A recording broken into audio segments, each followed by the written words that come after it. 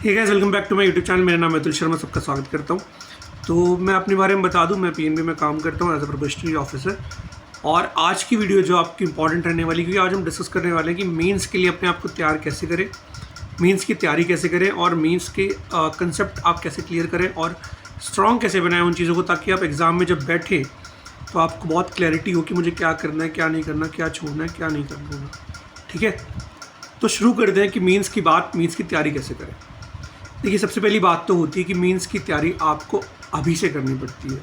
Suppose करते exam आपके अगस्त में है, तो अब टाइम आ गया कि 1-1.5 महीने पहले तक आप मेंस की प्रिपरेशन बहुत अच्छे से कर चुके हो।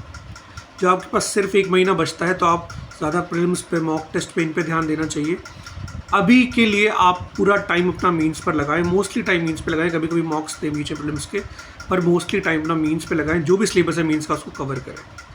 ठीक है जी, कैसे कवर करें, सब्जेक्ट वाइज बात करते हैं। सबसे पहले हम बात करते हैं 2 सब्जेक्ट्स की जो कि मतलब ठीक है, उनके बारे में बात कर लेते हैं जल्दी जल्दी। एक जीए के बारे में और एक इंग्लिश के बारे में। देखिए, अगर मैं बात करता हूँ जीए की, जीए में सबके लिए सेम स्ट्रैटेजी होती है, कुछ अलग नहीं होता है। बट आप कहाँ से पढ़ना चाहते हैं ये आपके ऊपर डिपेंड करता है। जैसे सोर्सेज अगर मैं बताऊँ, स्टडी IQ से पढ़ सकते हैं आप। ठीक है, आप ठीक है, फेयर क्लाउड से पढ़ सकते हैं आप कहीं से पढ़ सकते हैं। मतलब ये डिपेंड नहीं करता कि आप कौन सोर्स से पढ़ रहे हो, बट आप रेगुलर पढ़ें और इसका रेगुलर रिवीजन करें, वो बहुत इंपॉर्टेंट है। कहने का मतलब है कि सपोज करते हैं आपने डेली पढ़ रहे हैं, आप डेली पढ़ रहे हैं, तो आज जो पढ़ा है उसका कल रिवीजन करिए, कल जो पढ़ा उसका परसों रिवीजन करिए, और फिर वीकली पूरा वीक खत्म होने के बाद उस वीक का पूरा रिवीजन करिए। तो ऐसे बार बार एटलीस्ट 3-4 बार रिवाइज करते रहिए। इसके मॉक टेस्ट दीजिए। जैसे प्रैक्टिस मॉक पे मैं आपको बताता हूँ, हर हफ्ते के शायद 2 क्विज़ेस होते हैं, तो उनको ज़रूर दीजिए। जैसे वहाँ पे लिखा होता है जनवरी वीक 1, जनवरी वीक 1, 2 ऐसे करके लिखा होता है, तो उनको ज़रूर दीजिए, क्योंकि वो क्विज़ेस आपकी हेल्प करेंगे कि हाँ आपने ये प्रैक्टिस किया, ये चीज़ वो चीज़ें तो याद रहते हैं क्विज़ेस अटेम्प्ट करने से। तो जीए में मैं बार बार बोल रहा हूँ आपको, रिवीजन करिए। ठीक है, ये आपकी हेल्प करेगा इस चीज़ के लिए। अब बात करते हैं इंग्लिश की। देखिए, इंग्लिश का जो सब्जेक्ट होता है उसमें प्रीलिम्स में और मेंस में ज़्यादा कुछ खास अंतर होता नहीं है, पहली बात तो। ठीक है, आपको चीज़ समझनी पड़ेगी, ज़्यादा कुछ अंतर नहीं होता है। आपके बेसिक्स पे डिपेंड करता है कि आप मेंस में कितना स्कोर करने वाले हो, जो आपके बेसिक्स है। तो बार बार अपने बेसिक्स पे, अगर आपने प्री में काम किया है, आपने ग्रामर अच्छे से करी हुई है, आपको ग्रामर में कोई दिक्कत नहीं है, ठीक है, आपने अच्छे से ग्रामर पढ़ी हुई है, आप अच्छे से रीडिंग करते हैं, तो आपको कोई दिक्कत नहीं आने वाली। इंग्लिश में यही तो चीज़ें होनी चाहिए। अब करना क्या है मेंस के लिए, देखो मैं बार बार आपको समझाता हूँ। इंग्लिश का एक ही फंडा होता है कि आप ज़्यादा से ज़्यादा मॉक अटैम्प्ट करें, सेक्शनल मॉक्स दें, क्विज़ेस दें, ज़्यादा से ज़्यादा अटैम्प्ट करें। उससे क्या होगा, देखो जब आप क्विज़ेस देंगे या आप मॉक्स देंगे, तो पहली बात तो जितने भी उसमें क्वेश्चंस होते हैं, ठीक है, उनको ध्यान से पढ़ेंगे।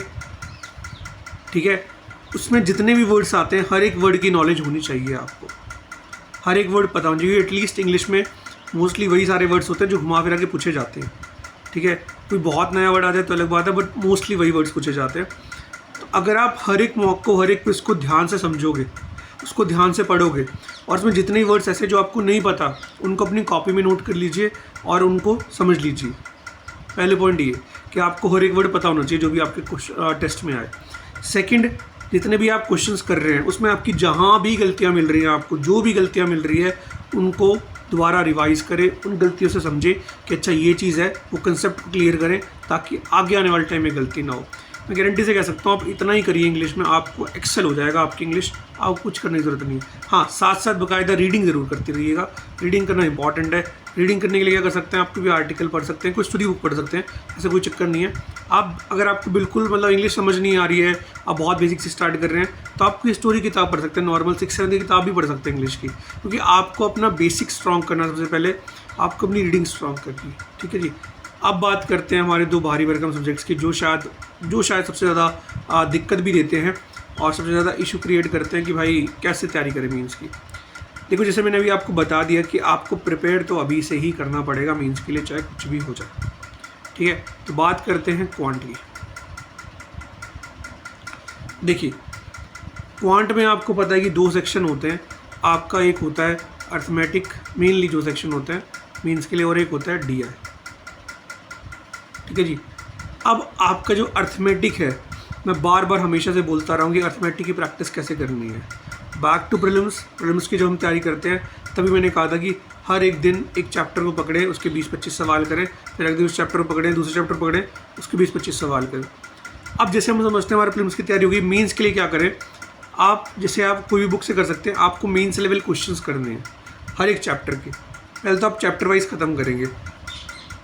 तो आप क्या करें, या तो आप अड्डा की एस क्वांट ले लीजिए, कोई और क्वांट की बुक है जिसमें मेंस के क्वेश्चन गिवन हो, एस क्वांट में लास्ट में गिवन है, तो आप सबसे पहले हर एक चैप्टर के क्वांट के क्वेश्चन ख़त्म करेंगे, हर एक चैप्टर के अर्थमेटिक के क्वांट के ख़त्म क्वेश्चन करेंगे।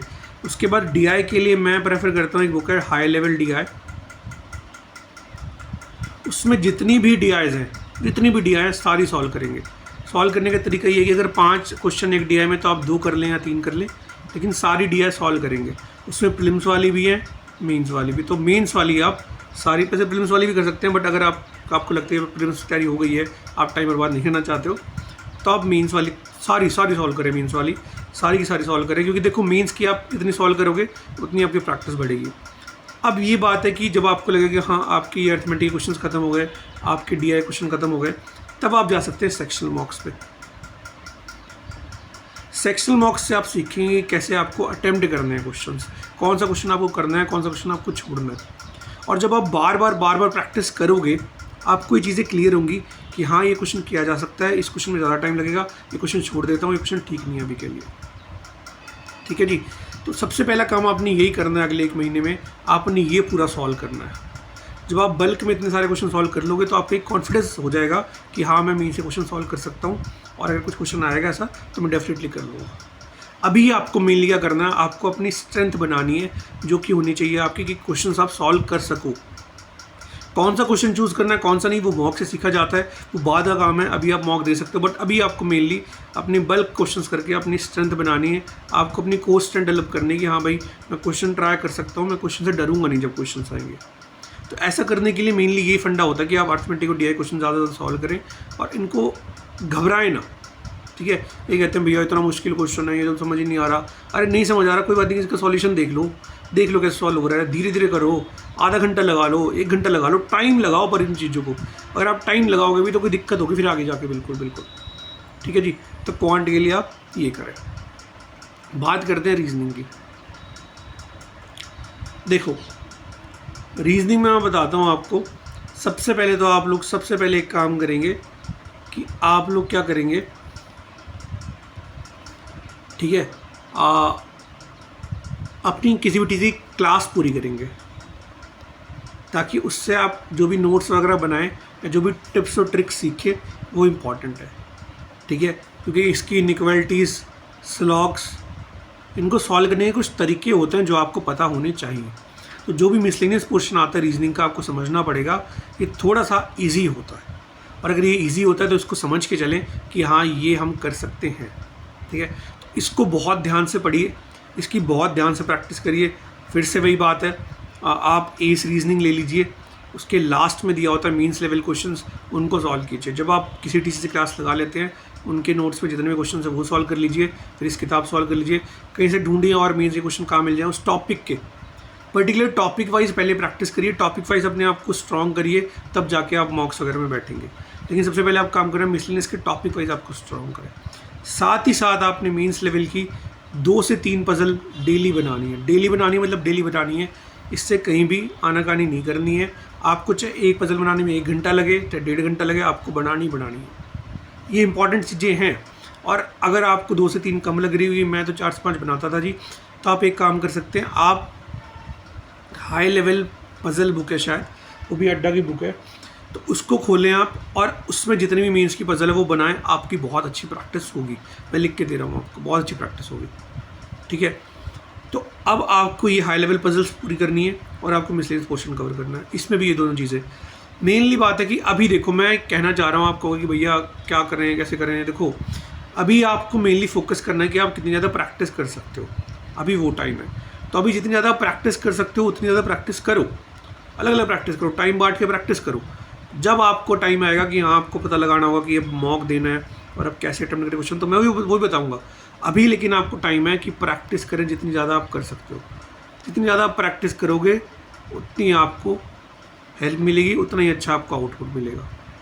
अगर आप प्रैक्टिस अभी छोड़ दोगे, आप सोचोगे कि हाँ डायरेक्ट मॉक लगा लेता हूँ, मॉक से क्वेश्चन करूँगा, नहीं, मॉक से डायरेक्ट क्वेश्चन करोगे आप फंसोगे, क्योंकि आपकी एक टॉपिक पे मतलब पकड़ ही नहीं आएगी, और एक टॉपिक पे पकड़ नहीं आएगी तो कोई फ़ायदा नहीं होगा उस चीज़ का। तो टॉपिक वाइज, चाहे वो अर्थमेटिक हो और अर्थमेटिक के टॉपिक वाइज क्वेश्चन सॉल्व कीजिए, चाहे वो रीजनिंग का मिसलिनियस पोर्शन हो, चाहे वो पजल्स हो, चाहे वो DI हो, उनको प्रैक्टिस करिए। कोई भी डाउट हो मुझसे पूछिए, मेरे टेलीग्राम ग्रुप को ज्वाइन कर लीजिए, उसमें कोई भी डाउट हो मुझसे पूछिए। रेगुलर हम लोग वीडियो कॉल्स करते रहेंगे इसमें, ताकि आपसे कोई भी परेशानी हो तो मुझसे पूछिए। जितनी मैंने किताबें बताई हैं इसमें, वो मैं आपको एज अ PDF भी शेयर कर दूँगा ग्रुप में, तो आप ग्रुप ज्वाइन कर सकते हैं, वहाँ पे आपको मिल जाएंगी। बाकी रही बात, देखिए मैंने सारे मीन्स क्लियर करने, मुझे कोई दिक्कत नहीं आई। उसका कारण एक ही था सर कि मैंने स्टार्टिंग में इतनी अच्छी प्रैक्टिस कर ली थी, इतना अच्छा अपना मतलब पकड़ बना ली थी, मुझे कभी कोई दिक्कत नहीं हुई। तो आई होप आप भी उसी चीज़ को लेकर चलें और उतनी अच्छी प्रैक्टिस करें और आपको कोई ना कोई दिक्कत आए ना आए। ऑल द बेस्ट, प्रिपेयर करते रहे, मिलते अगली वीडियो में, जब तक के लिए ऑल द बेस्ट, बाय।